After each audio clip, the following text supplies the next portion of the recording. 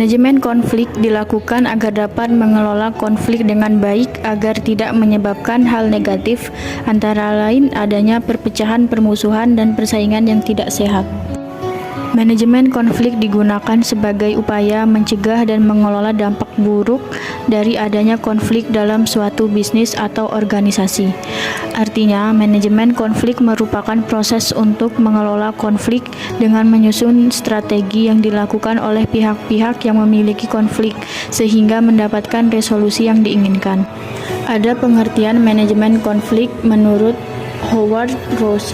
Menurut Ross, pengertian manajemen konflik merupakan langkah-langkah yang diambil para pelaku atau pihak ketiga dalam rangka mengarahkan perselisihan ke arah hasil tertentu yang mungkin atau tidak mungkin menghasilkan suatu akhir berupa penyelesaian konflik dan mungkin atau tidak mungkin menghasilkan ketenangan, hal positif, kreatif, bermufakat atau agresif.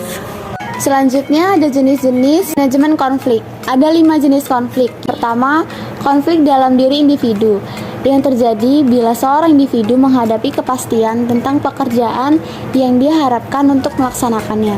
Bila berbagai permintaan pekerjaan saling bertentangan atau bila individu diharapkan untuk melakukan lebih dari kemampuannya.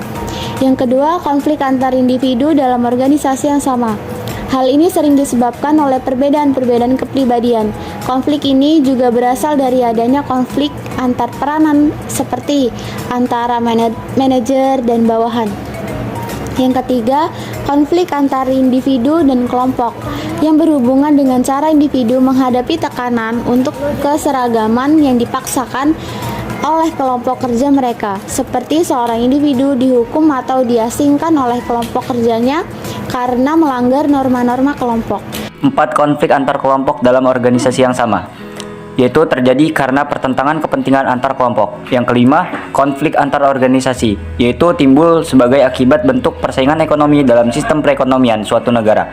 Konflik ini telah mengarahkan timbulnya perkembangan produk baru, teknologi, harga-harga yang lebih rendah, dan penggunaan sumber daya yang lebih efisien.